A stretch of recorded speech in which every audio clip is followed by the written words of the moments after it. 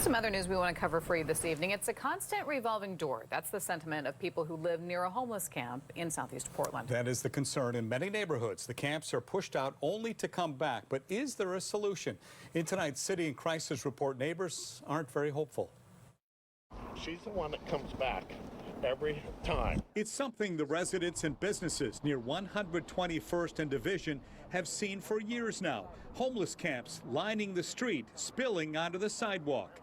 Brian Lehman works nearby. And it's just been an ongoing thing. Every time we move them out, it's only a matter of days, even hours, before they move right back in, or just move across the street, as you can see right here. And that, he says, is the real problem, the ever-revolving door of homeless camps. On this day, the campers were packing up to move out. City crews were scooping up the garbage. But neighbors feel they're trapped in a time loop. The feeling of excitement when the camp is cleared, only to be disappointed upon their return.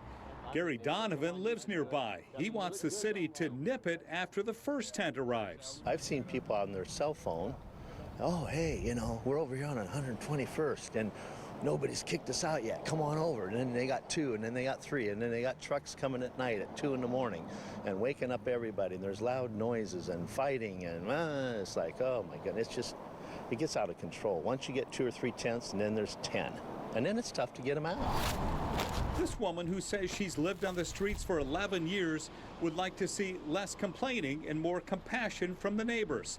Still, she's not sure she wants permanent housing. Well, for me, I'm comfortable. That's my problem, is I'm comfortable. City Commissioner Mingus Mapps is aware of the revolving door dynamic. What I want to see is every time a city worker goes out and touches someone who is living on the streets, number one, they connect them to help, and number two, that helps them stabilize. Just pushing the problem from one quarter of the city to the other is both inhumane and, frankly, it's not a good use of tax dollars.